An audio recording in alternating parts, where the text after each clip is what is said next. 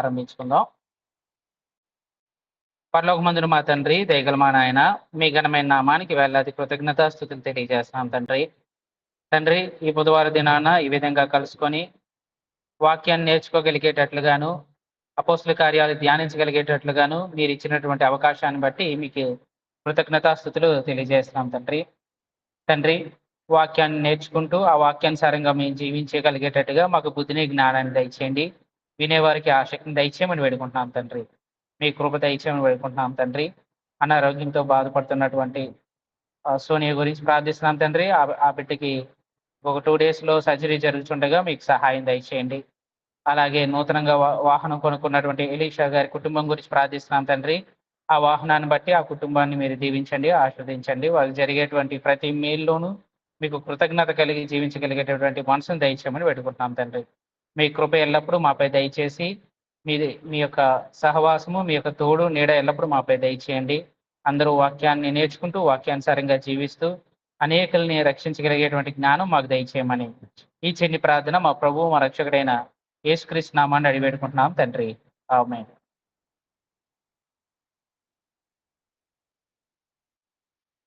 అపోస్తుల కార్య గ్రంథంలో నుంచి సుమారుగా ఇప్పటి వరకు 17 అధ్యాయాలు మనం పూర్తి చేసుకున్నాం. లాస్ట్ వీక్ ఆన్లైన్‌లోని 18 అధ్యాయంలోని అకుల ప్రిస్కిల్లాను గురించినటువంటి సందర్భాన్ని కొండేపాడు క్రీస్తు సంఘ సువార్థికులైనటువంటి కమల్ రాజు గారు వారిద్దరి గురించి కొన్ని విషయాల్ని తెలియజేసినట్టుగా మనం గమనించాం. అకుల ప్రిస్కిల్లా వారు చేసినటువంటి సేవ ఎలాంటిది, వారు ఏ విధంగా దేవుని కోసం, అలాగే పౌలు కోసం వారు జత పని వారుగా ఎలా పనిచేశారనేది సహోదరులు చాలా వివరంగా వివరించారు. అది చూడాలనుకుంటే మన యూట్యూబ్ ఛానల్‌లో చూడొచ్చు. అలాగే లాస్ట్ సండే కూడా ప్రసంగం కూడా అకుల ప్రిస్కిల్లాది విన్నారు కాబట్టి ఇప్పుడు 18 అధ్యాయంలో ఉన్నటువంటి కొన్ని విషయాల్ని మనం చదువుకుందాం. అటు తర్వాత పౌలు ఏథెన్స్ నుండి బయలుదేరి కొరింథునకు వచ్చి పొంతు వంశీయుడైన అకుల అను ఒక యూదుని అతని భార్య అయిన ప్రిస్కిల్లాను కనుగొని వారి యొద్దకు వెళ్ళాను. అంటే ఆయన ఏథెన్స్ నుండి బయలుదేరి కొరింథీ పట్టణానికి వచ్చేసారు. ఇక్కడ పౌలు వచ్చిన పర్పస్ ఏంటంటే, ఎక్కడికి వెళ్ళినా ఆయనకున్నది ఒకే ఒక పర్పస్ ఏంటంటే సువార్తను ప్రకటించడం. అనేకులకి సువార్త ప్రకటించి వారు మారు మనసు పొందేటట్టుగా వారిని అందులోకి తీసుకురావడమే ఆయన యొక్క పని మాట. ఆ పని నిమిత్తం ఆయన కొరింథీ పట్టణానికి వచ్చినప్పుడు పౌలు స్వతహాగానే ఆయన కష్టపడి పని చేసుకునేటువంటి వ్యక్తి, ఎవరి మీద డిపెండ్ అయ్యేట వ్యక్తి కాదు. కాబట్టి ఆయనకు వచ్చిన వృత్తి ఏంటంటే డేరాలు కొట్టుకునేటువంటి పని. సో ఆ వృత్తిలో చేరినప్పుడు ఆయనకి ఒక ఇద్దరు పరిచయం అయ్యారు. ఎవరంటే అకుల, ప్రిస్కిల్లా అనేవారు పరిచయం అయ్యారు. వారి దగ్గర ఈయన ఏం చేశారంటే వారితోటి సహవాసం కలిగి ఉన్నారన్నమాట. వీళ్ళేం చేశారంటే రోమా నుంచి వచ్చేసారు. ఎందుకంటే క్లౌదియా చక్రవర్తి పంపించేశాడు అనేది కింద వచనంలో ఉంటుంది. 2వ వచనం, యూదులందరూ రోమా విడిచి వెళ్ళవలనని క్లౌదియా చక్రవర్తి ఆజ్ఞాపించినందున వారు ఇటలీ నుండి క్రొత్తగా వచ్చిన వారు. క్లౌదియా చక్రవర్తి గురించి మన అపోస్తుల కార్యాల్లోనే ఒక దగ్గర చూసాం. ఎక్కడ ఎవరికైనా గుర్తుందా? అపోస్తుల కార్యాల్లోనే క్లౌదియా చక్రవర్తి పేరుని మనం ఒకసారి వింటాం. 11వ అధ్యాయంలోనే గమనించినట్లయితే 28వ వచనంలో మనం చూసుకున్నట్లయితే 11:28, వారిలో అగుబు అను ఒకడు పిలువబడి భూలోకమంతటా గొప్ప కరువు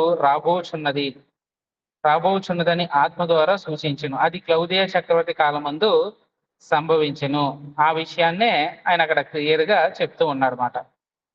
సో పౌలు ముఖ్యంగా వచ్చింది ఏంటంటే కొరింథీ పట్టణానికి వాక్యాన్ని ప్రకటించడానికి ఆయన ఇక్కడికి రావడం జరిగింది. ఇక్కడ వాక్యాన్ని సుమారుగా గమనించినట్లయితే 1.5 సంవత్సరం పాటు ఈయన కొరింథీలోని ఆయన సువార్తను ప్రకటించాడు. ఎందుకంటే కొరింథీ మనం చూసుకున్నట్లయితే అంటే ఆ పట్టణంలో ఉన్న వాళ్ళని అంత త్వరగా మార్చేటువంటి పరిస్థితి ఉంది. ఎఫెసీ సంఘం ఎలాగ ఉంటుందో కొరింథీ సంఘం కూడా కొంచెం కఠినంగా ఉండేటువంటి మనుషులన్నమాట. వారు అంత తొందరగా మారు మనసు పొందేవాళ్ళు కాదు. వాళ్ళ విషయంలో ఆయన చాలా కష్టపడ్డాడు. అది రాస్తూ కొరింథీలకు మనం గమనించినట్లయితే 1 కొరింథీలకు రాసినటువంటి పత్రిక 2వ అధ్యాయము 1-5 వచనాలు కనుక మనం చూసుకున్నట్లయితే ఆయన క్లియర్ గా కొరింథీలకి చెప్తున్నాడు అనమాట. వాళ్ళ మధ్య ఉన్నప్పుడు తాను ఎలా ఉన్నాడు అనేది ఆయన గుర్తు చేస్తున్నాడు. మొదటి కొరింథీ 2:1-5 మనం చూసుకున్నట్లయితే, సహోదరులారా, నేను మీ ఎద్దుకు వచ్చినప్పుడు వాక్చాతుర్యంతో గాని జ్ఞానాతిశయంతో గాని దేవుని మర్మములు మీకు ప్రకటించుచు వచ్చిన వాడిని కాను. నేను యేసుక్రీస్తును అనగా సిలువ వేయబడిన యేసుక్రీస్తుని తప్ప మరి దేనిని మీ మధ్య నిలుపుకుందునని నిశ్చయించుకుంటుని. మరియు బలహీనులతోనూ భయముతోనూ ఎంతో వణుకుతోనూ మీ యొద్ద నుంటిని. మీ విశ్వాసము మనుషుల జ్ఞానమును ఆధారం చేసుకొనుక దేవుని శక్తిని ఆధారం చేసుకుని ఉండవలనని నేను మాట్లాడినను సువార్త ప్రకటించినను జ్ఞానయుక్తమైన తియ్యని మాటలను వినియోగింపక పరిశుద్ధాత్మయు దేవుని శక్తియు కనపరచు దృష్టాంతములనే వినియోగించి తిని. అక్కడ ఆయన వాడబడిన మాట ఏంటంటే, మీ యొద్ద నేను ఎలా ఉన్నానంటే బలహీనతతోనూ భయముతోనూ ఎంతో వణుకుతోనూ. అంటే మీ దగ్గర ప్రకటించేటప్పుడు అక్కడ ఉన్న పరిస్థితులను బట్టి దేవుని వాక్యాన్ని పట్ల ఆయన ఎంత జాగ్రత్తగా ఉన్నాడో అక్కడ ఉన్న పరిస్థితులను బట్టి వివరిస్తూ ఉన్నారన్నమాట. అక్కడ ఆయన సువార్తను ప్రకటించేటువంటి క్రమంలో మనం గమనించినట్లయితే ఎక్కువగా ఆయన సహాయం చేసింది ఎవరు అంటే అకుల ప్రిస్కిల్ల కొరింథీ పట్టణంలో పౌలుకి చాలా సహాయం చేసినట్టుగా మనం గమనించవచ్చు. 3వ వచనంలో వారు వృత్తికి డేరాలు కుట్టువారు, పౌలు అదే వృత్తి వాళ్ళగాడు కనుక వారితో కాపురముండెను. వారు కలిసి పని చేయుచుండిరి. అంటే కొరింథీ సంఘంలోని పౌలు సంఘాన్ని స్థాపించిన తర్వాత అక్కడ ఉన్నంత కాలం కూడా కొరింథీ పట్టణం దగ్గర నుంచి ₹1 కానుక తీసుకోకుండా ఆయన ఏం చేశాడంటే తన స్వహస్తాలతో కష్టపడి ఏం చేశాడు, డేరాలు కుట్టుకుంటూ బ్రతికాడు అనమాట. ఇదే విషయాన్ని ఆయన అనేక సందర్భాల్లో చెప్తాడు. ఫర్ ఎగ్జాంపుల్ మనం చూసుకున్నట్లయితే 20వ అధ్యాయంలో కూడా ఇదే మాటని ఆయన చెప్తారన్నమాట. అపోస్తలుల కార్యాలు 20వ అధ్యాయం మనం చూసుకున్నట్లయితే, నా అవసరముల నిమిత్తమును నాతో ఉన్నవారి నిమిత్తమును నా చేతులు కష్టపడినవి మీకే తెలియను అని అంటాడు. తెస్సలోనికీ రాసిన పత్రికలో కూడా ఇదే విషయాన్ని, మొదటి తెస్సలోనికీ పత్రిక, 2వ తెస్సలోనికీ పత్రికలో కూడా ఇదే విషయాన్ని గుర్తు చేస్తారన్నమాట. ఫర్ ఎగ్జాంపుల్ మొదటి దశలోనికి చూసుకున్నట్లయితే 2వ అధ్యాయం 9వ వచనం మనం చూసుకున్నట్లయితే, అవును సహోదరులారా, మీ ప్రయాసమును కష్టమును మీకు జ్ఞాపకం ఉన్నది కదా. మేము మీలో ఎవరికైనాను భారముగా ఉండకూడదని రాత్రింబగళ్ళు కష్టము చేసి జీవనము చేయుచు మీకు దేవుని సువార్తను ప్రకటించితిని. దశలోనికి ఉన్న సంఘానికి రాస్తూ కూడా అదే మాటను చెప్తూ ఉన్నాడు. అంటే పౌలు ఎక్కడికి వెళ్ళినా సరే తన చేతులతో ఆయన కష్టపడి పనిచేసేవాడు.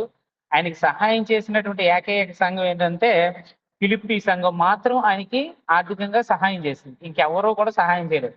ఆయనే కష్టపడి పని చేసుకున్నట్టుగా మనం చూడొచ్చు.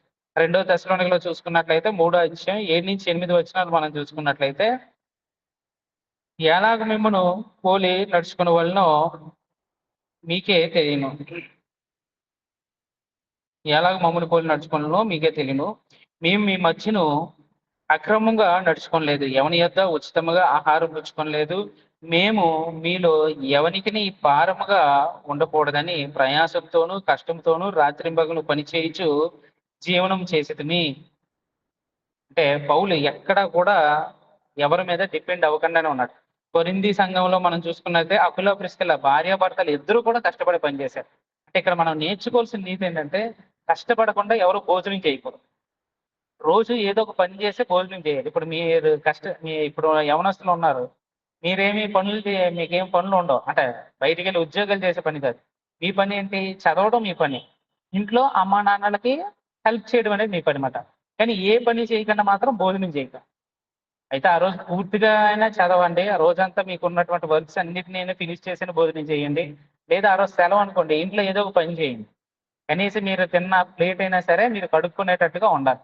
అలాగా కష్టపడకుండా ఎవరు భోజనం చేయకూడదు అనమాట. అది అకుల ప్రిస్కిల్ల దగ్గర, పౌలు దగ్గర మనం నేర్చుకోవాల్సిన విషయం. ఆయన పొద్దున్నంతా కష్టపడి సాయంత్రాలు ఏం చేశాడంటే అతడు ప్రతి విశ్రాంతి దినమున సమాజ మందిరంలోని తర్కించుచు యూదులను గ్రీసు దేశస్థులను ఒప్పించుచు నుండెను. అంటే ఒక పక్క సమాజ మందిరంలోకి వెళ్ళి యూదులతోటి ధర్మశాస్త్రంలో ఉన్నటువంటి గ్రీసును కూర్చున్నటువంటి సువార్తను ప్రకటిస్తూ యేసుక్రీస్తు ఎవరైతే ఉన్నారో ఆయనే దేవుని కుమారుడు, యేసే క్రీస్తు అని వాళ్ళు ప్రకటిస్తూ ఉన్నారు. అంతేకాకుండా గ్రీసు దేశస్తులు అంటే అన్యజనులు అనమాట. వాళ్ళు కూడా దేవుని గురించినటువంటి వాక్యాన్ని చెప్తూ, క్రీస్తుని గురించినటువంటి వాక్యాన్ని చెప్తూ వాళ్ళని కన్వర్ట్ చేస్తూ ఉన్నారన్నమాట. 5వ వచనంలో మనం చూసుకున్నట్లయితే సేలియు తిమోతియు మాసిదోనియా నుండి వచ్చినప్పుడు మనం 17వ అధ్యాయంలో మనం చదువుకున్నాం. శీల తిమోతిని ఆయన విడిచిపెట్టి వచ్చాడు. ఆయనకి ఆల్రెడీ చెప్పాడన్నమాట. ఇగో మీరు తొందరగా వచ్చేయండి. ఎందుకంటే అక్కడ ఆల్రెడీ పౌలు మీద వ్యతిరేకత వచ్చింది కాబట్టి వాళ్ళు ఎక్కడ చంపేస్తారని చెప్పి ముందుగా సహోదరులు ఆయన్ని కొరింథీకి పంపించారన్నమాట. సో ఆయన ఎదురు చూశాడు. ఈలోపు ఆయన సువార్తను ప్రకటిస్తూ అకుల ప్రిస్కిల్ల దగ్గర ఉన్నారు. ఇప్పుడు ఎవరు యాడ్ అయ్యారు? మళ్ళీ శీల తిమోతి యాడ్ అయినప్పుడు అప్పుడు ఆయనకు కొంచెం ధైర్యము, ఉత్సాహం వచ్చిందన్నమాట. సో శీలయు తిమోతియు మాసిదోనియ నుండి వచ్చినప్పుడు పౌలు వాక్యం బోధించుట యందును ఆతురత గలవాడే యేసే క్రీస్తుని యూదులకు దృఢముగా సాక్ష్యం ఇచ్చుచుండెను. ఏం చేస్తున్నాడంట?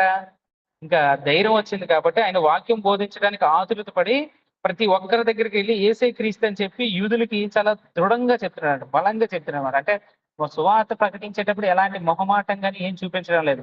మనం ఎందుకులే వీళ్ళకి చెప్పడం ద్వారా మనం వీళ్ళకి శత్రువులు అవుతామేమో, వీళ్ళు మనల్ని ఏమైనా చేస్తారేమో అనే భయం లేకుండా దృఢంగా వాళ్ళకి చెప్తూ వాళ్ళతో వాదిస్తూ వాక్యాలను ఆయనకి నేర్పిస్తూ ఉన్నారన్నమాట. క్రీస్తుని గురించినటువంటి సాక్ష్యాలు వారికి చూపిస్తూ ఉన్నారన్నమాట. వారు ఎదురాడి దూషించినప్పుడు, ఎందుకంటే చాలా దృఢంగా మాట్లాడినప్పుడు 6వ వచనంలో మనం చూసుకున్నట్లయితే వారు ఎదురాడి దూషించినప్పుడు అతడు తన వస్త్రములు దులుపుకొని మీ నాశనముకు మీరే ఉత్తరవాదులు, నేను నిర్దోషిని, ఇక మీదట అన్ని జనుల యొద్దకు పోదునని వారితో చెప్పి, అంటే వాక్యాన్ని చెప్పాడు. యూదులతో తర్కిస్తున్నాడు, వాదిస్తున్నాడు. ఆ పై వచనాలు చూసాం. ఎంత చెప్పినా కొంతమంది దాన్ని నమ్ముతున్నారు. ఇంకొంతమంది ఏం చేస్తున్నారంటే దాన్ని విశ్వసించడం లేదన్నమాట. అలాంటప్పుడు ఆయన ఏం చేశాడంటే వాళ్ళు ఎదురు దూషించినప్పుడు ఆయన ఇంకేం మాట్లాడలేదు. ఒకే ఒక మాట అన్నాడు. ఏమన్నాడంటే అతడు తన వస్త్రాలు దులుపుకొని మీ నాశనములకు మీరే ఉత్తరవాదులు. అంటే అర్థం ఏంటి? నేను మీ దగ్గర మీరు నశించిపోకూడదని మిమ్మల్ని రక్షించడం కోసం అని చెప్పి నేనొచ్చి మీకు మీ మధ్య వచ్చి నేను సువార్తను ప్రకటిస్తున్నా మిమ్మల్ని రక్షించడం కోసం. ప్రభువు నాకు ఇచ్చినటువంటి పనిని మిమ్మల్ని రక్షించడం కోసం నేనొచ్చా. ప్రభువు యొక్క వాక్యాన్ని చెప్పి మిమ్మల్ని రక్షణలోకి తీసుకురావాలి. యేసే క్రీస్తు అని చెప్పడం ద్వారా వాళ్ళు మారు మనసు పొందితే నిత్య జీవాన్ని పొందుతారు. ఒకవేళ వారు కనుక మారు మనసు పొందకపోతే వాళ్ళు నిత్య జీవాన్ని పొందలేరన్నమాట. సో అందుకోసం వాళ్ళు ఏం చేస్తున్నారు? వాక్యాన్ని వాళ్ళ ఎదుటేమో బలంగా చెప్తారన్నమాట. కానీ అక్కడ ఉన్న పరిస్థితి ఏమైందంటే వాళ్ళు ఆ వాక్యాన్ని లక్ష్య పెట్టడం లేదు. దాన్ని అంగీకరించుకోవడం లేదు. ఏవేవైతే ఈయన ప్రవచనాలు ఎత్తి చూపిస్తున్నాడో ఆ ప్రవచనాలు వేటిని కూడా వీళ్ళు లక్ష్య చేయకుండా ఎదురుగా ఏం చేస్తున్నారంటే వాళ్ళు తిరిగి ఆయన మరలా దూషించడాన్ని చేస్తున్నారన్నమాట. అప్పుడు పౌలు అన్న మాట ఏంటంటే వాళ్ళని చూసి తన వస్త్రాలు దులుపుకొని వారి నాశనానికి మీరే ఉత్తరవాదులు అని చెప్పి నేను నిర్దోషిని, ఇక మీదట అన్ని జనులకు పోతానన్నాడు. అంటే నేను నిర్దోషిని అంటే నా బాధ్యత ఏంటంటే మీ ఊరు వచ్చారు, మీకు వాక్యం చెప్పా, మీరు విన్నారా రక్షింపబడతారు. మీరు వినలేదనుకో మీరు ఇక నరకానికి పోయేదానికి నేనేమి అందులో నా పాత్ర ఏం లేదు. ఎందుకంటే నేను నిర్దోషిని. అసలు నిర్దోషని ఎందుకు చెప్పుకుంటున్నాడు పౌలు? నిర్దోషిని ఎందుకు చెప్పుకుంటున్నాడు? అసలు మా సువార్త ప్రకటించకపోయినా ఆయన మీద ఏమైనా ఇబ్బంది వస్తుందా? అంటే ఆయన మీదకి ఏమైనా మాటలు వస్తాయా? అంటే క్రైస్తవులుగా మనం ఏమనుకుంటామంటే మారు మనసు పొందాం, బాప్తీసం పొందాం కాబట్టి ఓకే నేను రక్షింపబడ్డాను, నా రక్షణ కొనసాగించుకుంటే చాలు అని అనుకుంటాం. కానీ మనకు తెలిసిన వారికి లేదా మన బంధువులకు కానీ, మన స్నేహితులకు కానీ, మన తోబుట్టువులకు కానీ ఎవరికైనా సరే మనం కనుక వాక్యం చెప్పలేదనుకో మనం వాళ్ళ విషయంలోని లెక్క చెప్పాల్సిన పని ఉంటుంది. దేవుడు నీకు ఇచ్చిన పని ఏంటంటే నేను మారు మనసు పొంది రక్షణ పొందిన తర్వాత నాలాగే అనేకులు రక్షింపబడాలి అనేది మనం కోరుకోవాలి. అనేకులు కాకపోయినా కనీసం నాతో ఉన్నటువంటి నా కుటుంబమైనా, నా బంధువులైనా ఎవరో ఒకరిని ఆ ఎఫర్ట్ అనేది మనం వేయాలన్నమాట. అలా వేయలేదనుకోండి పౌల్లో మన స్టేట్మెంట్ ఇవ్వలేం. నేను నిర్దోషిని, మీ ఊరు విషయంలో, యూదుల విషయంలో నేను నిర్దోషిని అనేటట్టుగా మనం స్టేట్మెంట్ ఇవ్వలేం. పౌలుకి ఉన్న కోరిక ఏంటంటే నేను మాత్రమే కాదు అందరూ రక్షింపబడాలి, సర్వలోకానికి వెళ్ళి సువార్త ప్రకటించాలనేది ఆయన టార్గెట్ గా పెట్టుకున్నారన్నమాట. అందుకోసం వాళ్ళ విషయంలోని చాలా ఆతృత పడి ఆయన ఏం చేశాడంటే సువార్తని ప్రకటించినా కూడా వారు ఎవరూ కూడా దాన్ని అంగీకరించుకోలేదు కదా, ఆయన్ని దూషించడం స్టార్ట్ చేశారన్నమాట. అప్పుడు పౌలు అనుకున్నది ఏంటంటే ఈ ఎఫర్ట్ మీ మీద పెట్టిన దానికంటే అన్యుల్లో పెడితే నాకు బెటర్ రిజల్ట్ వస్తుంది. యూదులుగా ఉన్నటువంటి మీ మీద నేను ఎంత ఎఫర్ట్ పెడుతున్నాను కదా, మీ దేని మీద పెట్టడం కంటే నేను అన్యుల మీద పెడితే ఇంకా ఎక్కువ రిజల్ట్ వస్తుంది అని చెప్పి ఇక మీ దగ్గరికి రాను, నేను అన్యుల దగ్గరికి పోతానని చెప్పి ఆయన ఏం చేశారంటే అన్యుల దగ్గరికి సువార్తని తీసుకుని వెళ్ళడం జరిగిందన్నమాట. 7వ వచనం మనం చూసుకున్నట్లయితే అక్కడి నుండి వెళ్ళి దేవుని యందు భక్తిగల తీతుయు యూస్తు అను ఒకని ఇంటికి వచ్చెను. అతని ఇల్లు సమాజ మందిరమును ఆనుకొని ఉండెను. ఆ సమాజ మందిరపు అధికారి అయిన క్రీస్పు తన ఇంటి వారందరితో కూడా ప్రభువునందు విశ్వాసముంచెను. మరియు కొరింథీలో అనేకులు విని విశ్వసించి బాప్తిసం పొందిరి. ఎంతమందిని కన్వర్ట్ చేశాడు? యూదుల్లో కొంతమంది కన్వర్ట్ అయ్యారు, ఇంకొంతమంది రివర్స్ అయ్యారు. సో ఆయన అక్కడ ఏం చేశాడంటే వారి బట్టలు దులుపుకున్నారు. అంటే బైబిల్లో 2 సందర్భాలు చూడొచ్చు. ఎవరైనా వాక్యం వినకపోతే యేసుక్రీస్తు వారు తన శిష్యులు పంపించేటప్పుడు మీ చెప్పులు దులుపుకొని వచ్చేయండి అన్నారు.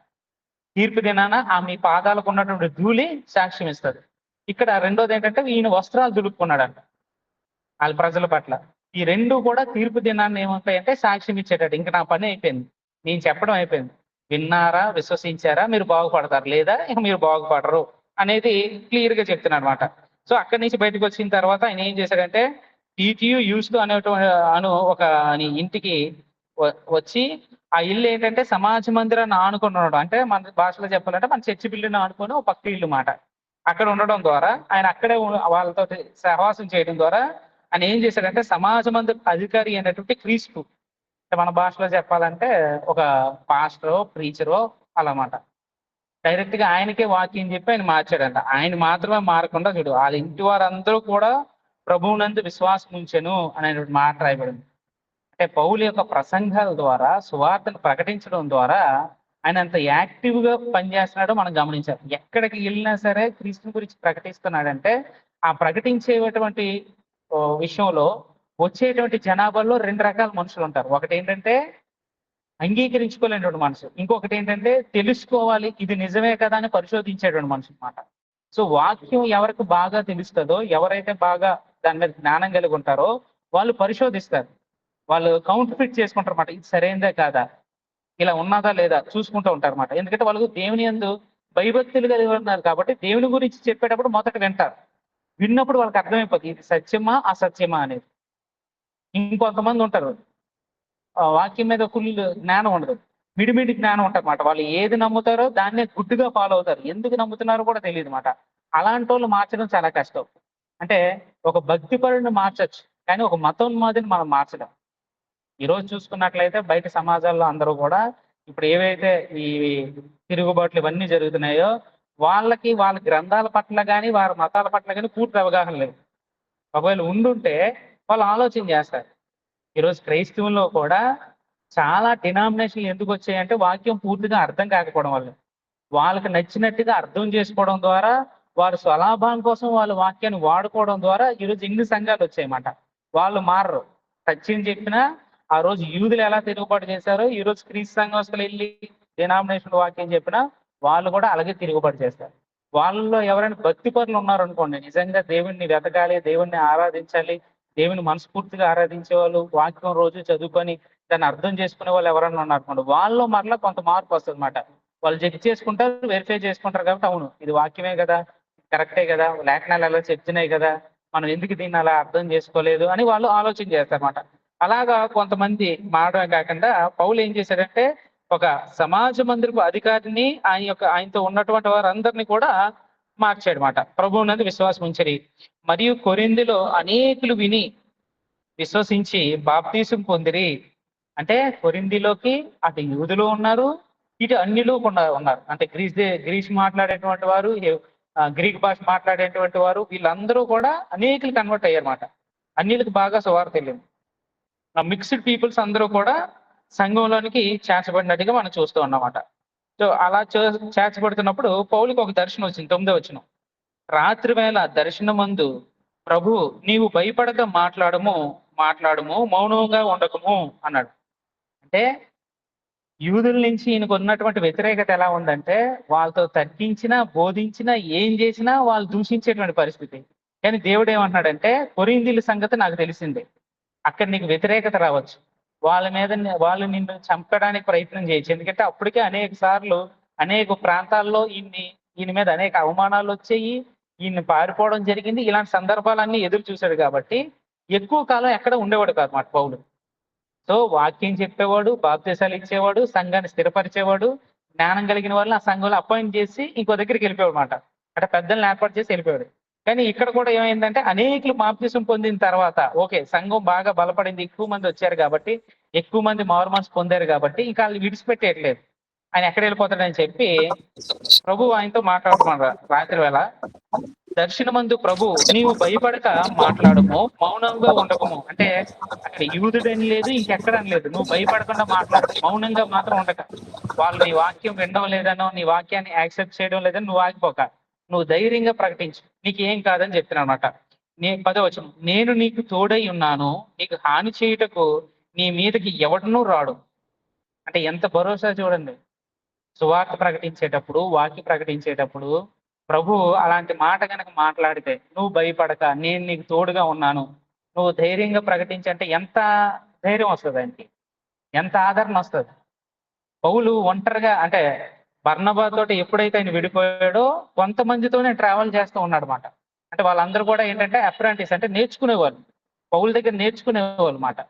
సో ఈయనకంటూ బలమైనటువంటి వాళ్ళు ఎవరూ లేరు. ఈయనే బలంగా పనిచేస్తూ వాళ్ళకి ట్రైనింగ్ ఇస్తా ఉన్నాడు అనమాట. ఈ ట్రైనింగ్ ఇచ్చేటువంటి పరిస్థితుల్లో కొరింథీ పట్టణంలోకి వచ్చేటప్పటికి ఆయనకి మరలా దర్శనం వచ్చిందన్నమాట. నువ్వు భయపడకు, చెడియకు, నువ్వు ధైర్యంగా వాక్యం ప్రకటించే చెప్పి నేను నీకు తీడై ఉన్నాను, నీకు హాని చేయుటకు నీ మీదకి ఎవడూ రాడు, ఈ పట్టణంలో నాకు బహుజనం ఉన్నదని పౌలుతో చెప్పాను.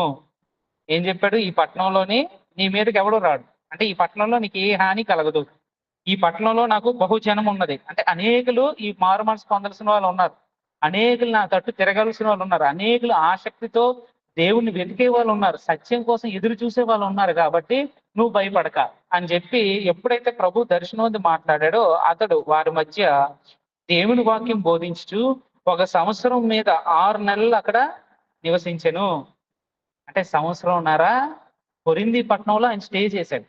కొరింథీలు మామూలు వ్యక్తులు కాదు. కొరింథీ పత్రిక చదివితే అర్థమవుతుంది అనమాట, వాళ్ళ మనస్తత్వాలు ఎలా ఉంటాయి, వాళ్ళ బిహేవియర్స్ ఎలా ఉంటాయి అనేది కొరింథీ పత్రిక చదివితే అర్థమవుతుంది. సో అటువంటి ప్రాంతంలోని అనేకులు మారు మనసు పొందాలి కాబట్టి ఆయన ఏం చేశాడంటే దర్శనం ఇచ్చి మాట్లాడి, నువ్వు ఇక్కడ కొంతకాలం ఉండు, సంఘం బలపడింది కాబట్టి, అనేకులు మారు మనసు పొంది బాప్తిసం పొందారు కాబట్టి నువ్వు ఈ బాధ్యతను ఏమో శిష్యులకు అప్పచెప్పేసి నువ్వు వెళ్ళిపోతావు అనుకుంటున్నావేమో, అలా కాదు, ఇంకా అనేకులు రావాల్సిన వాళ్ళు ఉన్నారు, అనేకులు మారు మనసు పొందిన వాళ్ళు ఉన్నారు అని చెప్పి అన్నాడు. ఇగో ఈ పట్టణంలో నాకు బహు జనం ఉన్నది 10వ వచనంలో అంటాడు. వాళ్ళందరూ కన్వర్ట్ అయ్యేంత వరకు, వాళ్ళందరూ సంఘంలోకి చేర్చేంత వరకు, వాళ్ళందరూ దేవుని రాజ్యం అడుగు పెట్టేంత వరకు నువ్వు ఆ పట్టణాన్ని విడిచిపెట్టద్దు అన్నమాట. అందుకోసం పౌలు ఏం చేశాడంటే 1 సంవత్సరం మీద 6 నెలలు అంటే 18 నెలలు ఆయన అక్కడే ఉండి సువార్తను ప్రకటించాడు. ప్రకటించిన తర్వాత అప్పుడు ఆయన ఏం చేశాడంటే కొరింథీ పట్టణాన్ని విడిచెళ్ళినాడు. అక్కడ జరిగిన విషయం చూద్దాం.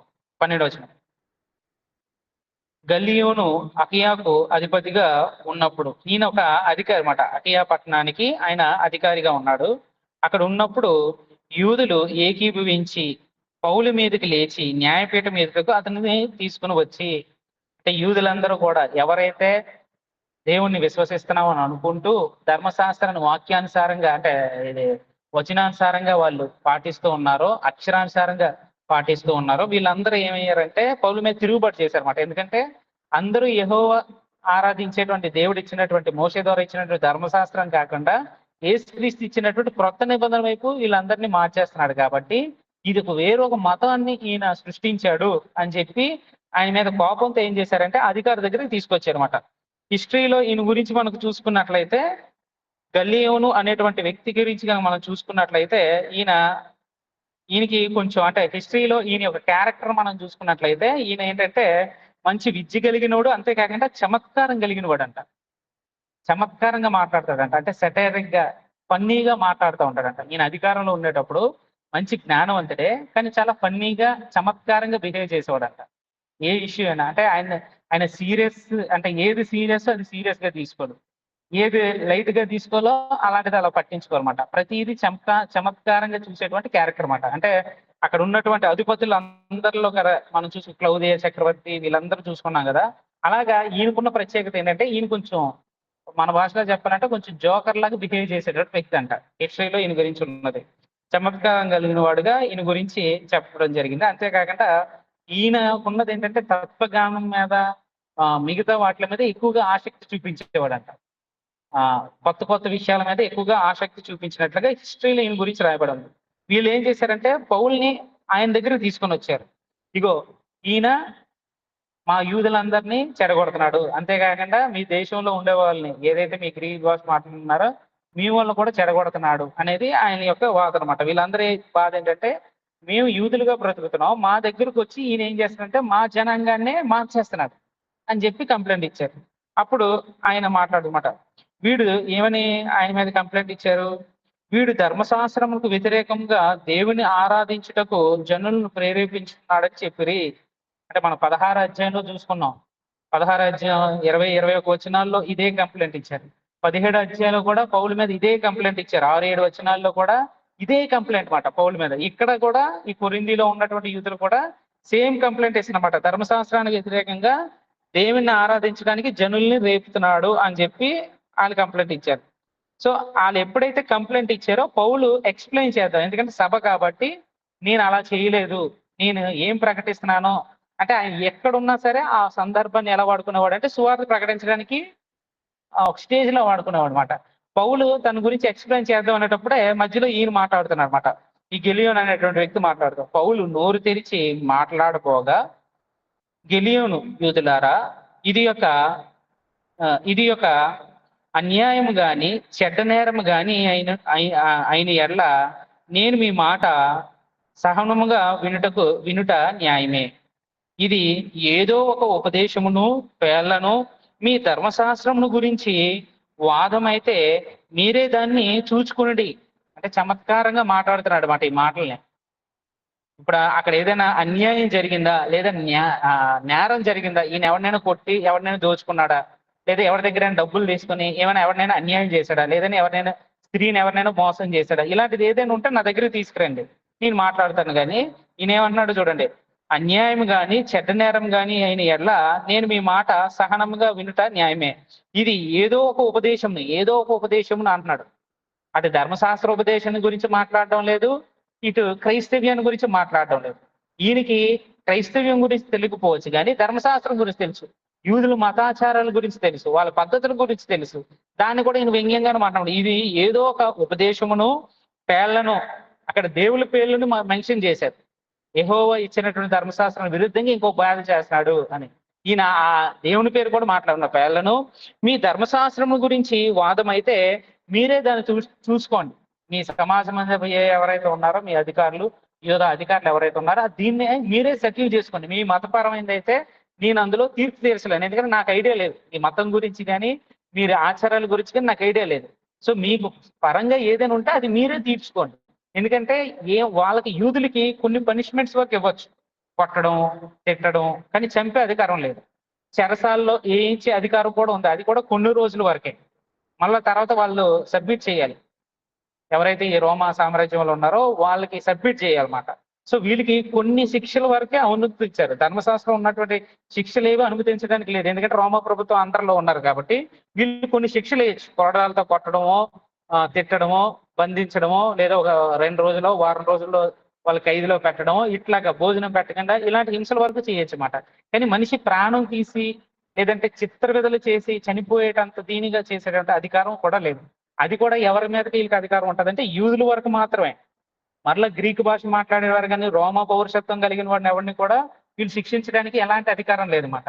సో ఇది మీ మ్యాటర్ కాబట్టి, మీ ఓడు కాబట్టి మీరే చూసుకోండి అని చెప్తూ ఇది ఆ విషయాన్ని చెప్తూ ఏమన్నాడంటే, ఇలాంటి సంగతుల గురించి విమర్శ చేయటకు నాకు మనసు లేదని యూదులతో చెప్పి, అంటే ఇలాంటి విషయాల మీద నేను ఏమైనా చర్చించడానికి కానీ దాని గురించి విమర్శించడానికి కానీ నాకు మనసు లేదు, నేను దీన్ని పట్టించుకోవాలనుకోవడం లేదు.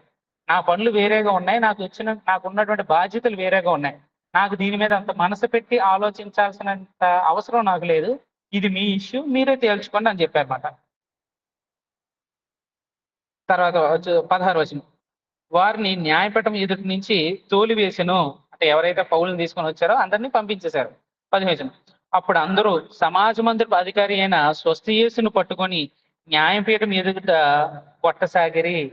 ఎందుకంటే ఆతిథ్యం ఇచ్చాడు, ఆయన మారాడు, వీళ్ళు మార్చాడు. పౌలుని ఎందుకు పట్టుకోవడం లేదు? పౌలుని ఎందుకు కొట్టడం లేదంటే ఆల్రెడీ ప్రభువు మాట్లాడాడు, ఈ పట్టణంలో నీ మీద ఎవడు నీ మీద చెయ్యేడు, నీకే భయం లేదు, నువ్వు ప్రకటించన్నాడు. రెండోది ఏంటంటే పౌలు రోమా పౌరుషత్వం కలిగినోడు అనే విషయం వీళ్ళకి తెలుసు. పౌలుకి రోమా పౌరుషత్వం ఉంది. యూదులు ఈయన మీద చేయడానికి లేదు. కానీ ఈయన ఎవరికైతే వాక్యం చెప్పి మార్చారో మెయిన్ పర్సన్ ఎవడైతే ఉన్నాడో ఆయన పట్టుకున్నారన్నమాట. ఆయన పట్టుకొని ఆయన కొట్టసాగారు. అయితే గెలియోను వీటిలో ఏ సంగతిని గూర్చి లక్ష్య పెట్టలేదు. అంటే ఆ అధికారిని ఎందుకు కొడుతున్నారు అని కూడా అడగలేదు అనమాట. ఎందుకంటే అది వాళ్ళ మ్యాటర్ వాళ్ళు చూసుకొని, ఈ విషయాల్లో నేను ఇన్వాల్వ్ అవడం ద్వారా నేను ఏదైనా తీర్పిస్తే అటు యూదులకు మళ్ళీ నేను వ్యతిరేకత అయిపోతానేమో. ఒకవేళ అలా కాకుండా నేను ఏదైనా శిక్షించాను అనుకో, మన పౌరుషత్వం కలిగినటువంటి వ్యక్తిని, రోమా పౌరుషత్వం కలిగిన వాటి మీద నువ్వు ఎలా పనిష్మెంట్ చేసావని చెప్పి యువతల ప్రభుత్వం నుంచి ఈయనకి ప్రెషర్ ఉంటారు. సో ఈ రెండింటి మధ్య ఎందుకని చెప్పి ఆయన పట్టించుకోలేదంట. పౌలు ఇంకను బహుదినములు అక్కడ ఉండిన తర్వాత సహోదరి యొద్ద సెలవు పుచ్చుకొని తనకు మ్రొక్కుబడి ఉన్నందున కెంక్రేయలో తల వెంట్రుకలు కత్తిరించుకొని ఓడ ఎక్కి సిరియాకు బయలుదేరును. ఇక్కడ మనం గమనించినట్లయితే కొన్ని దినాలు ఉన్నాడంట, బహుదినములు అక్కడ ఉండి తర్వాత సహోదరుల దగ్గర అంటే కొరింథీ పట్టణస్థుల దగ్గర సెలవు పుచ్చుకొని ఆయన ఏం చేశాడంటే తనకు మొక్కుబడి ఉన్నందున కెంక్రేయలో తల వెంట్రుకలు కత్తిరించుకొని ఓడ ఎక్కి సిరియాకు బయలుదేరును. యూదుల్లో ఒక ఆచారం ఉంది, మొక్కుబళ్ళు పెట్టుకుంటారన్నమాట. తలనీలాలు కత్తిరించుకోవడం అనేది. చాలా మంది అడిగేటువంటి ప్రశ్న ఏంటంటే, క్రొత్త నిబంధన వచ్చేసింది, యేసు ప్రభు క్రొత్త నిబంధన ప్రారంభించారు, వీళ్ళు క్రీస్తుని గురించే ప్రకటిస్తున్నారు, ధర్మశాస్త్రం కొట్టివేయబడిందని చెప్తున్నారు, మరలా ధర్మశాస్త్రం ఉన్నట్టు ఆచారాన్ని ఎందుకు పాటిస్తున్నాడు పౌలు? తలెందుకు కత్తిరించుకున్నాడు? ఇప్పుడు మీరు వెళ్ళి చాలా మంది వేలంగిని మాత ఇలాంటి టెంపుల్స్ వెళ్ళే వాళ్ళు ఉంటారు కదా, ఆ ప్రీచర్స్ అక్కడ ఉండే ఆర్సీమోలతో మాట్లాడారు అనుకో, వాళ్ళు దీన్ని చూపిస్తారు అన్నమాట. వాళ్ళు ఇవి చూపిస్తారు, ఇగో పౌలే కాకుండా మిగతా వాళ్ళు కూడా అపోస్తల కార్యాలు 21వ అధ్యాయంలో కూడా ఉంటది, మొక్కుబడి చెల్లించుకున్న తర్వాత తల కత్తిరించుకోవాలంట. ఒకసారి చూద్దాం, అపోస్తల కార్యాలు 21వ అధ్యాయము 23, 24 వచనాలు మనం చూసుకున్నట్లయితే, కాబట్టి మేము నీకు చెప్పినట్లు చేయము, మొక్కుబడి ఉన్న 4 మనుషులు మా యొద్ద ఉన్నారు, నీవు వారిని వెంట పెట్టుకుని పోయి వారితో కూడా శుద్ధి చేసుకొని తరువాత క్షౌరము చేయించుకున్నటకు వారికి తగులుబడి పెట్టుకొనుము. అప్పుడు నిన్ను గూర్చి తాము వినిన వర్తమానము నిజం కాదని కొన్ని ఉంటాయి. అంటే ముందు వాళ్ళు ఏదైతే మొక్కుబడి ఉందో అది చెల్లించిన తర్వాత తల క్షౌర్యం చేసుకుంటారు, అది ఆచారం. సో ఇప్పుడు ప్రశ్న ఏంటంటే, పౌలు క్రొత్త నిబంధనలో ఉన్నారు, పాత నిబంధనని కొట్టివేసేశారని ప్రకటిస్తున్నారు. మరి ఎందుకు పౌలు దీన్ని పాటిస్తూ ఉన్నాడు? ఎందుకు మొక్కుబడి ఉందని చెప్పి వెళ్ళి అని తల క్షౌర్యం చేయించుకున్నాడు అనేది చాలా మంది ప్రశ్న మాట. మనకి దీని గురించి ఆన్సర్ తెలియాలంటే, అంటే అసలు ఈ మొక్కుబడి ఎలా వచ్చిందో మనకు తెలియాలంటే సంఖ్యాకాండం 6వ అధ్యాయం 1 నుంచి 21 వచనాలు ఒకసారి ఇంటికి వెళ్ళి చదవండి. దేవునికి ఏ మొక్కుబడులు చెల్లించాలి, దాన్ని ఎలా తీర్చుకోవాలి, అందులో తల క్షౌర్యం ఎప్పుడు చేయించుకోవాలో కూడా అందులో ఉంటది. 6వ అధ్యాయం ఒకసారి ఇంటికి వెళ్ళి చదవండి. అంటే పౌలు ఎప్పుడైనా మనం చూసుకున్నట్లయితే తిమోతికి సువార్త ప్రయాణానికి తీసుకెళ్లే ముందు సున్నతి చేయించాడు. ఎందుకు సున్నతి చేయించాడు? యూదుల దగ్గరికి తీసుకువెళ్ళాలి, సమాజ మందిరంలో అడుగు పెట్టాలి. అంటే ఈయన అన్యుడు, సో వాళ్ళ తల్లి వాళ్ళు యూదులే కానీ తండ్రి వేరే దేశస్తుడు కాబట్టి ఈయనకి సున్నతి చేస్తేనే సమాజ మందిరంలోకి అడుగు పెట్టడానికి అవకాశం ఉంటుంది. ఈయన సున్నతి పొందితేనే సమాజ మందిరంలో మాట్లాడడానికి అవకాశం ఉంటుంది. అందుకోసం ఏం చేశాడంటే ఆయన తిమోతికి సున్నతి చేయించాడు అనమాట. అలాగే ఈయన నెక్స్ట్ ఏదైతే ఉందో ఎఫెసీ పట్టణానికి వెళ్ళినప్పుడు అక్కడికి వెళ్ళి ఆయన రోడ్ల మీదకి వెళ్ళి సువార్త ప్రకటించారు. అక్కడికి కూడా వెళ్తే ఆయన సమాజ మందిరంలోకి వెళ్ళాలి, సమాజ మందిరంలోకి వెళ్ళి వాక్యం చెప్పాలన్నమాట. సో ఆయన ఏం చేశాడంటే యూదుల కోసం యూదుల్లా నటించాడు, అన్యుల కోసం అన్యుల్లా ఉన్నాడు. మనం గమనించినట్లయితే 1 కొరింథీయులకు రాసిన పత్రిక 9వ అధ్యాయము 19 నుంచి 23 వచనాలు కనుక మనం చూసుకున్నట్లయితే అక్కడ పౌలు మాట్లాడుతూ అంటున్నమాట. 1 కొరింథీ 9వ అధ్యాయము 19 నుంచి 23, నేను అందరి విషయము స్వతంత్రుడై ఉన్నాను, ఎక్కువ మందిని సంపాదించుటకే అందరికీ నన్ను నేనే దాసునిగా చేసుకుంటుని, యూదులను సంపాదించుటకు యూదులకు యూదుని వలె ఉంటిని, ధర్మశాస్త్రములకు లోబడిన వారిని సంపాదించుకున్నటకు నేను ధర్మశాస్త్రములకు లోబడిన వాడును కాకపోయినను ధర్మశాస్త్రములకు లోబడి వాని వలె ఉంటిని. ఏం చేశాడు? యూదులు సంపాదించుకోవడం కోసం యూదుల్లాగా ఆయన ఉన్నాడంట, ధర్మశాస్త్రాన్ని అనుసరించే వారి కోసం అలా ధర్మశాస్త్రాన్ని అనుసరించకపోయినా దాన్ని అనుసరిస్తున్నట్టుగానే ఆయన కనిపించుకుంటూ ఉన్నాడంట. దేవుని విషయమై ధర్మశాస్త్రము లేనివాడును కాను గాని క్రీస్తు విషయమే ధర్మశాస్త్రమునకు లోబడిన వాడును. అయినను ధర్మశాస్త్రము లేని వారిని సంపాదించుకున్నట్టుకు ధర్మశాస్త్రము లేని వారికి ధర్మశాస్త్రము లేనివాని వంటిని లేనివాని వలె ఉంటిని. బలహీనులు సంపాదించుకున్నటకు బలహీనులకు బలహీనుడినైతిని. ఏ విధము చేతనైనను కొందరిని రక్షించుకొనవలెనని అందరికీ అన్ని విధముల వాడనై ఉన్నాను. మరియు నేను సువార్తలో వారితో పాలువాడినొకటకు దాని కొరకే సమస్తమును చేయుచున్నాను. అంటే ఇక్కడ 19 నుంచి 23 వచనాల్లో మనం అర్థం చేసుకోవాల్సింది ఏంటంటే, యూదుల్ని సంపాదించుకోవడం కోసం యూదుల్లో ఉన్నాడు. సున్నతి విషయంలో గాని, ఇలాంటి మొక్కుబడులు చెల్లించేటువంటి విషయాల్లో గాని, ఆ విషయాల్లో ఆయన ఉన్నాడనమాట. సో ఆ మొక్కుబడి చెల్లించుకొని తల తీసుకొని వెళ్ళాడు అనుకోండి, కనిపిస్తే వాళ్ళు ఏమంటారంటే ఈయన యూదుడు, ఇగో ఏదో మొక్కుబడి చెల్లించుకొని వచ్చాడు. ఆయన వెళ్ళి దేవాలయంకి వెళ్ళి మొక్కుబడి చెల్లించుకొని వచ్చాడు కాబట్టి ఈయన కూడా మనలో ఒకటి వంటి వాడే అని చెప్పి ఆయన్ని చేరదీస్తారు. అలా చేరదీసిన తర్వాత వాళ్ళ దగ్గరికి వెళ్ళిన తర్వాత ఈయన చేసిన పని ఏంటి? వాళ్ళతో వాక్యాన్ని ప్రకటిస్తూ వాళ్ళు మెల్లగా క్రీస్తు వైపు మార్చడం ఆయన యొక్క ఉద్దేశం మాట. సో వాళ్ళ దగ్గరికి వెళ్ళడం కోసం వాళ్ళకి ఏది ఇష్టమో, ఏది చేస్తే వాళ్ళు సంతోషిస్తారో, ఏది చేస్తే వాళ్ళు పౌల్ని యాక్సెప్ట్ చేస్తారో ఆ పనులన్నీ చేశాడంట. యూదుల కోసం యూదుల్లా ఉన్నాడంట, గ్రీస్ దేశస్తుల కోసం గ్రీస్ దేశంలో ఉన్నాడంట, అన్యుల కోసం అన్యుల్లో ఉన్నాడంట. అంటే వాళ్ళతో కలిసి భోజనం చేయడం అన్ని. ఒకళ్ళు యూదులు ఎవరైనా చూస్తే అక్కడ వాళ్ళతో కలిసి ఉండేటట్టుగా ఉండేవాడు కాదు. సో యూదుల దగ్గర యూదుల్లా ఉండేవాడు, అన్యుల దగ్గర అన్యుల్లా ఉండేవాడు. ఎందుకు అలా ఉండాలి? నేను అలా ఉండను, ఒకేలా ఉంటానంటే మనం ఎవరికి వాక్యం ప్రకటించలేం. ఒక చెడ్డోడికి వాక్యం ప్రకటించాలి అంటే కొన్నిసార్లు మనల్ని మనం తగ్గించుకోవాలన్నమాట. వాడి కోసం ఎదురు చూడాలి. వాడు ఎక్కడ దొరుకుతాడో అక్కడ ఆ ప్లేస్కి వెళ్ళాలి. వెళ్ళి వాడితో మాట్లాడడానికి ట్రై చేయాలి.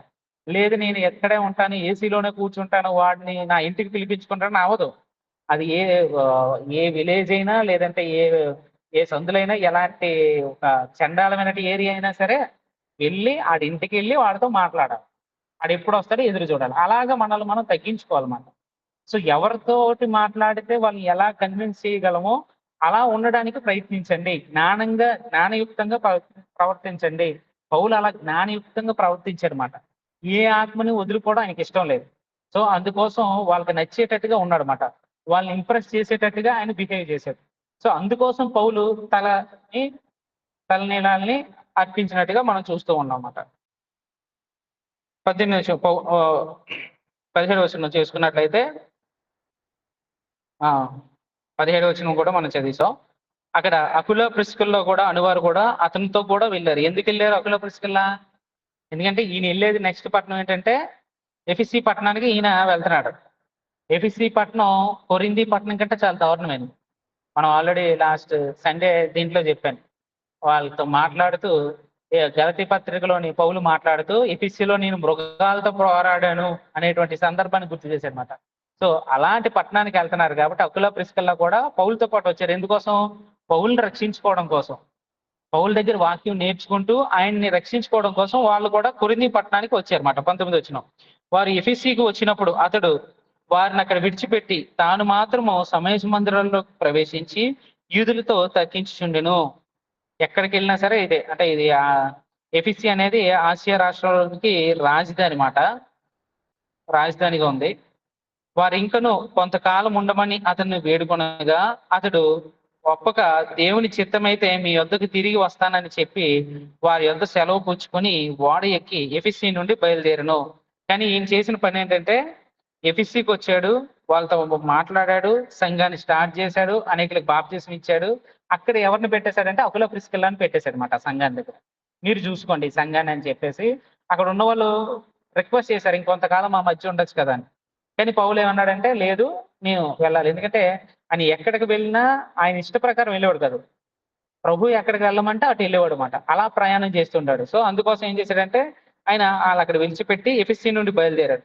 అటు తర్వాత కైసరియా రేవున దిగి యెరూషలేమునకు వెళ్ళి సంఘపు వారిని కుశలమడిగి అంతియోకియకు వచ్చెను. అంటే మరలా ఆయన ప్రయాణం ఎక్కడి నుంచి అయితే ప్రారంభించాడో ఆ ప్రయాణాన్ని ముగించే సమయానికి మరలా యెరూషలేంకి వెళ్ళి అక్కడ రిపోర్ట్ ఇచ్చేసి ఆయన ప్రయాణం అంతా ఎలా జరిగింది, ఈ ప్రయాణంలో ఏమేం జరిగాయి, ఏ ఏ సందర్భాలు జరిగాయి, ఎట్లా చూశారు, ఏ ఏ పట్టణంలో ఆయనకి ఎంత వ్యతిరేకత వచ్చింది, ఏ ఏ పట్టణాల్లో ఎంతమంది బాప్తిసం పొందారు, ఏ ఏ పట్టణంలో సంఘస్థులు ఎంతమంది ఉన్నారు, వాళ్ళ విశ్వాసం ఎంతవరకు ఉంది, ఇవన్నీ అడిగి వాళ్ళతోటి కుశలం అడిగి అక్కడ సంఘంలో పరిస్థితులు ఎలాగున్నాయి, యెరూషలేం పరిస్థితి ఎలా ఉందో అవన్నీ అడిగి ఏం చేశాడంటే మరలా అంత్యోకి వచ్చాడనమాట. అక్కడ కొంతకాలం ఉండిన తర్వాత బయలుదేరి వరుసగా గలతీయ ప్రాంతమందున్న పృగియ యందును సంచరించుచు శిష్యులందరినీ స్థిరపరిచెను. 24 వచనం. అలెగ్జాంద్రియ వాడైన అపోలో అను ఒక యూదుడు ఎఫెసునకు వచ్చెను. ఎందుకంటే పౌలు అప్పటికే విడిచిపెట్టి వెళ్ళిపోయాడు. కానీ అపోలో అనేటువంటి వ్యక్తి యూదుడేమో ఎఫెసీకి వచ్చాడనమాట. ఎఫెసీకి వచ్చినప్పుడు అతడు విద్వాంసుడును లేఖనియందు ప్రవీణుడై ఉండడు. విద్వాంసుడు అంటే స్కాలర్, మన భాషలో చెప్పాలంటే బాగా చదువుకున్నటువంటి వాడు. స్కాలర్స్ అని అంటారన్నమాట. వాళ్ళు లేఖనాలు యందు ప్రవీణుడు అంటే ధర్మశాస్త్రంలో కానీ ప్రవక్తల పుస్తకాల్లో కానీ ఎక్కడ ఏ మూల అడిగినా చెప్పేస్తారన్నమాట. పూర్తిగా నాలెడ్జ్ ఉన్నటువంటి వ్యక్తి. ఆయన ఏం చేస్తున్నాడంటే అతడు ప్రభు మార్గం విషయమే ఉపదేశం పొంది, అంటే కొంత విషయం ఆయన అర్థం చేసుకున్నాడు, వాక్యం విన్నాడు, క్రీస్తుని గురించినటువంటి కొంత అవగాహన వచ్చింది, ఉపదేశం పొంది తన ఆత్మీయందు తీవ్రపడి యోహాను బాప్తీసం మాత్రమే తెలుసుకుని వాడే యేసును గూర్చిన సంగతులు వివరముగా చెప్పి బోధించుచు సమాజ మందిరంలో ధైర్యంగా మాట్లాడనారంభించెను. ప్రిస్కిల్లా అకుల విని అతను చేర్చుకొని దేవుని మార్గము మరి పూర్తిగా అతనికి విశుద్ధిపరిచి, అంటే ఈయన ఎక్కడెక్కడైతే సరిగ్గా చెప్పలేకపోతున్నాడో వాటన్నిటిని గమనించారన్నమాట. నీకు యోహాను బాప్తీసం ఇచ్చేంత వరకు సంకల్పం అర్థమైంది, కానీ యోహాను బాప్తీసం తర్వాత యేసుక్రీస్తు బాప్తీసం పొందిన దగ్గర నుంచి ఏమేమి జరిగాయో అవన్నీ క్లియర్ కట్ గా చెప్పారన్నమాట. అంటే ఏ ఏ పట్టణాలు ఆయన సంచరించారు, ఎంతమందిని ఆయన స్వస్థత పరిచారు, ఏ అద్భుత కార్యాలు చేశాడు, ఈ చేసే క్రమంలో ఏ ఏ ప్రవచనాలు నెరవేరాయి, ఆయన చేసినటువంటి 3.5 సంవత్సరాల సువార్తలో ఏ ఏ ప్రవచనాలు నెరవేరే, ఆయన ఎలా సిలువ మరణం పొందాడు, ఎలా రూపాంతరం పొందాడు, ఎలాగా మరలా ఆయన పరలోకానికి వెళ్ళాడు అనే విషయాన్ని వాళ్ళు చెప్పారన్నమాట. అది చెప్పి అపోస్తుల కార్యాలు 2వ అధ్యాయంలో మరలా పరిశుద్ధాత్మ అపోస్తుల మీదకి వచ్చినప్పుడు వాళ్ళు ఎలా బలంగా సంఘాలు స్థాపిస్తున్నారో వీటన్నిటి మీద ఆయనకి క్లారిటీ లేదు. ఆ క్లారిటీ ఏమో వాళ్ళు పూర్తిగా ఇచ్చారన్నమాట. పూర్తిగా ఇచ్చిన తర్వాత ఆయన్ని సిద్ధపరిచారు. తరువాత అతడు అకియా వదిలినప్పుడు అతన్ని చేర్చుకోవాలని సహోదరులకు ప్రోత్సాహపరుచు అక్కడి శిష్యులకు రాసిరి. అంటే ఈయన మరలా ఎక్కడికి వెళ్తున్నాడు అంటే కొరింథీ పట్టణంకి వెళ్తున్నాడు కాబట్టి, అకియాలో ఉన్నటువంటి కొరింథీ పట్టణానికి వెళ్తున్నాడు కాబట్టి అక్కడ చేర్చుకోవాలని చెప్పి వీళ్ళు ఏం చేశారంటే ఒక సిఫారసు లెటర్ ఇచ్చారన్నమాట. అతడు అక్కడికి వచ్చి కృపచేత విశ్వసించిన వారికి చాలా సహాయం చేసెను. వాక్యం బాగా నేర్చుకున్నాడు కాబట్టి ఏం చేయగలిగాడు, కొరింథీ అకయలో ఉన్నటువంటి ఆ సంఘానికి వెళ్ళి వాక్యం చెప్పగలిగాడు. అంటే మనకి ఏదైనా తెలిసినప్పుడు నాకు పూర్తిగా వాక్యం తెలియదు కదా, అన్ని నాకు తెలియదు కదా, అవతల వాళ్ళు ఏమనుకుంటారని భయపడకూడదు. నాకు ఏం తెలుసో దాన్ని ధైర్యంగా చెప్పాలి, మొహమాట పడకూడదు. మనకు తెలిసింది ఏదో వాక్యం గురించి, నువ్వు ఏం విన్నావో ఏంది గ్రహించావో తెలిసింది వరకు కాన్ఫిడెంట్ గా చెప్పగలగాలి. ఏ విషయాలు తెలియలేదో దేవుడు మనకు సహాయం చేస్తాడు, లేఖనాల ద్వారా లేదా ఇంకొక సహోదరుల ద్వారా. ఇప్పుడైతే ఏం చేస్తున్నారంటే ముందు వాక్యం నేర్చుకోవడం కోసం ఈ స్కూల్స్ అని లేదా సంఘాల్లోని చిన్నప్పటి నుంచే సండే స్కూల్స్ అని యూత్ క్లాసులు అని ఇవన్నీ ఎందుకు స్టార్ట్ చేస్తాం, ప్రతి ఒక్కరికి వాక్యం బాగా రావాలి, అర్థం చేసుకోవాలి, కనీసం వాళ్ళ కుటుంబానికి లేదా నలుగురికి చెప్పగలిగేటట్టుగా వాళ్ళకి ట్రైనింగ్ ఇవ్వాలనేది సంఘం ఒక ఉద్దేశం. మామూలుగా సంఘంలో చూసుకున్నట్లయితే ఆది సంఘంలో ఎక్కడ సండే స్కూల్ యూత్ క్లాసులు అడిగినట్టుగా ఎక్కడ లేవు. కాకపోతే కుటుంబంలో అందరూ బిజీ అయిపోయారు కాబట్టి తల్లిదండ్రులు నేర్పించాలి. తల్లిదండ్రులు చాలా బిజీ అయిపోయారు కాబట్టి సంఘాల బాధ్యత తీసుకొని చిన్నప్పటి నుంచి వాక్యాలు నేర్పిస్తున్నమాట. సో చిన్నప్పటి నుంచి వాక్యం నేర్చుకున్నారు అనుకోండి, అపోలో లాగా బలంగా పనిచేయచ్చు. ఆయన అక్కడికి వెళ్ళిన తర్వాత చాలా మందికి సహాయం చేశాడంట. ఆయనకు ఉన్నటువంటి జ్ఞానాన్ని బట్టి వాక్యాన్ని బట్టి అనేకులకి ఆయన సహాయం చేయగలిగాడు. చేస్తూ యేసే క్రీస్తుని లేఖనముల ద్వారా అతడు దృష్టాంతపరిచి, అంతకు ముందు వరకు యేసుక్రీస్తుని ప్రకటిస్తున్నాడు కానీ అంత కాన్ఫిడెన్స్ లేదు. ఎప్పుడైతే అపుల్ల ప్రిస్కిల్ల దగ్గర ఆయన వాక్యం నేర్చుకున్నాడో ఏమైంది, ఇప్పుడు యేసే క్రీస్తుని లేఖనాల ద్వారా ఎక్కడెక్కడ ఏవేవి ప్రవచనాలు ఉన్నాయో వాటి నెరవేర్పులన్నింటినీ కూడా తీసుకొచ్చి ఏం చేస్తున్నాడంటే అతడు దృష్టాంతపరిచి యూదుల వాదములను బహిరంగముగా గట్టిగా ఖండించుచూ వచ్చెను. అంటే తనకు చాలా ధైర్యం కావాలి. యూదులతో మాట్లాడుతూ బహిరంగంగా గట్టిగా ఖండిస్తూ వస్తున్నాడంట. ఇది తప్పు. నాకు లేఖనం తెలుసు. ఇగో ఈ లేఖనం ఈ టైంలో నెరవేరింది. ఇగో కన్యక గర్భవతి కుమారునికి అంటది అని ఏదైతే ఆ లేఖనం ఉందో ఇగో అది జరిగింది. ఇగో బెత్లెహేములో రాజు పుడతాడన్నాడు. ఇది జరిగింది. పలానా టైంలో, పలానా ఆగస్టు టైంలో జనసంఖ్య రాయాలనే సమయంలో అది. అన్నీ మాట బాప్తిస్మం ఇచ్చిన సందర్భంలో గాని, యేసుక్రీస్తు చేసినటువంటి అద్భుతాల విషయాల్లో గాని, ప్రతి విషయంలోనూ యోవేలు ప్రవచించిన ఆమోసు, యెషయా ఈ ప్రవచనాలన్నిటినీ వాళ్ళు తప్పుగా అర్థం చేసుకొని ఇవి ఇంకా నెరలేదంటే వాళ్ళని ఖండించాడన్నమాట. ఇగ బహిరంగ గట్టిగా ఖండించుతూ వస్తున్నాడట. అంత బలంగా ఏం చేశాడంటే అపోల్లో అనేటువంటి వ్యక్తి వాక్యాన్ని ప్రకటిస్తున్నాడు. ఇదంతా ఎలా సాధ్యమైంది? వాక్యం నేర్చుకోవాలనే ఆసక్తి ఉంది. ఆ వాక్యాన్ని కరెక్ట్ పర్సన్ దగ్గరికెళ్ళి నేర్చుకోవాలనేటువంటి జ్ఞానం కూడా కావాలి. మనకి వాక్యం పంచాలి, వాక్యం నేర్పించాలి, వాక్యం నలుగురికి చెప్పాలని ఆసక్తి ఉందంటే దేవుడే మనల్ని ఒక రైట్ గైడెన్స్‌లోకి పంపిస్తాడు. లేదు మనకెందుకులే ఇలా ఉందాం అని అనుకుంటే మన దగ్గరికి సరిగ్గా సువార్త రాదు. మన దగ్గర నుంచి నలుగురికి సువార్త రాదు. అంటే మనం 18 అధ్యాయంలో మనం చూసుకున్నట్లయితే అకుల, ప్రిస్కిల్ల కుటుంబం దేవుని కోసం ఎంతలా కష్టపడిందో చూడొచ్చు. పౌలుని రక్షించుకోవడం కోసం వాళ్ళు ఆల్రెడీ రోమా నుంచి కొరింథీకొచ్చారు. మళ్ళీ కొరింథీ నుంచి ఎఫెసీకెళ్ళారు పౌలు కోసం. అక్కడ సంఘం అక్కడికెళ్ళడం వల్ల జరిగిన మేలేంటి? ఈ అపోలో అనేటువంటి ఒక గొప్ప వ్యక్తిని మార్చగలిగారన్నమాట. పూర్తిగా ఆయనకి వాక్యం చెప్పగలిగేటట్టుగా చేశారు. అంటే దేవుడు మనల్ని ఎప్పుడు ఎక్కడికి నడిపిస్తాడో తెలీదు. ఆ విషయాన్ని మనం గుర్తించగలిగినట్లయితే, మన ద్వారా అనేక అద్భుతాలు దేవుడు చేయించడానికి ఉంటాడన్నమాట. అంటే అనేక ఆత్మలు రక్షించగలుగుతాం. అలాగా పౌలు, పౌలు యొక్క జీవితంలో గాని, ఆది సంఘంలో గాని ప్రతి ఒక్కరికి ఒక్కొక్క క్యారెక్టర్ ఉంది. అననీయ, సప్ఫీరాను మనం చూసాం. అకుల, ప్రిస్కిల్ల గాని, లూదియా అనేటువంటి స్త్రీ గాని, ఊదారంగా అమ్ముకున్నటువంటి ఆ లూదియా అంటే ఒకరోజు వీలైతే ఆమె గురించి ఒకరోజు నేర్చుకుందాం. అంటే నేను అజ్జే ఈ నెలలో జరిగే ఈ 4 వారాల్లో 3 వారాలు నేను కంటిన్యూస్ లెసన్స్ చెప్తున్నా. ఒక వారం మాత్రం ఒక గెస్ట్ స్పీకర్‌ని పిలుస్తున్నా. వాళ్ళు ఇందులో ఏదైనా ఒక సబ్జెక్ట్ చెప్తారన్నమాట. ఒక పర్సన్ గురించో, లేదా ఒక పలానా సబ్జెక్ట్ గురించో ఆత్మీయ పాఠం. అది మనకి లాస్ట్ వీక్ జరిగింది. అలాగా ఒక వారం మాత్రం ఆన్‌లైన్ ఉంటది. అందులో గెస్ట్ స్పీకర్ ఎవరైనా చెప్తారు. లేదా ఎక్కడైనా మనం నేర్చుకోవచ్చు. ఎవరైనా మన సహోదరులు ఎవరైనా సుందరం గారు గాని, లేదా ప్రభాకర్ గారు గాని ఎవరైనా చెప్తారంటే వాళ్ళు కూడా ఒక వారం అంటే అపోస్తుల కార్యాల్లో నుంచి ఒక సబ్జెక్ట్ చెప్పాలన్నమాట. ఒక పర్సనో, ఒక క్యారెక్టరో, ఒక సందర్భమో ఏదో తీసుకొని మనం వివరించగలిగేటట్టుగా ఉండాలి. అంటే ఒక ఆత్మీయ పాఠం వస్తది. ఒక పక్క హిస్టరీ కూడా తెలుస్తూ ఉంటది. సో, అది. సో, 18 అధ్యాయం అయిపోయింది. మనం క్లోజ్ చేసుకుందాం. లాస్ట్ టైమ్ నేను ఒక టాస్క్ ఇచ్చా. పేపర్స్ రాసారురా? రాయలేదా? దేనికి 2 వారాలురా? సరే. తెచ్చావా అవి? తేలేదా? తేలేదా? సరే. సరే అయితే ప్రేయర్ చేసుకొని కార్యక్రమాన్ని మనం క్లోజ్ చేసుకుందాం. సహోదరుడు సుందరం గారొచ్చి ప్రార్థన చేయవలసిందిగా కోరుతున్నాను.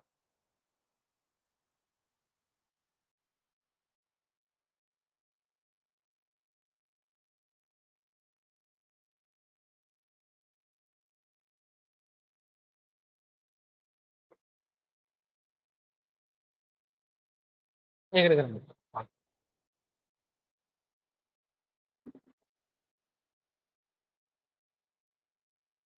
ఆన్‌లైన్‌లో 15 కుటుంబాలున్నాయి ఆన్‌లైన్‌లో. అందుకని. సరే.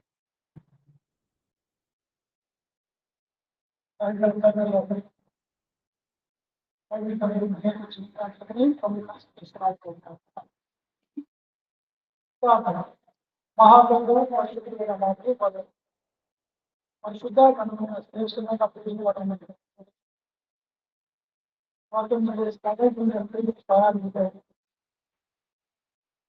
మోచించి మా కోసం రక్షకుడు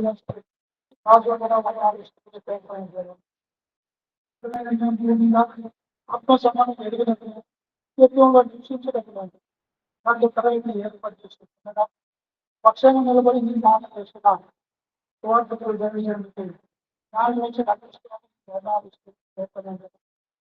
పూర్తి కార్యంగా 5 విషయాలను చర్చించుకున్నగా నేర్పించుకున్నగా నేర్చుకొని సత్య స్వార్థ నలుమూలకి ప్రకటించడానికి కావలసిన జ్ఞానాన్ని ಅಪ್ಪುಲ್ಲ ಸ್ಕಿಲ್ ಮಾಡಿದ ಕೋರ್ಸಲ್ಲಿ ಸ್ಟಡಿ ಮಾಡ್ತಾರೆ ಫೋನ್లో ಮಾಡಿದ వాటిని నేర్చుకుంటూ కొన్ని చెప్పడానికి అందరినీ ఈ యొక్క పనిముట్టుగా వాడపడడానికి తరగతిలోకి అనేకలు నేర్చుకుని నా స్థాయి ఆత్మ సమాధానం సహాయం వారు మా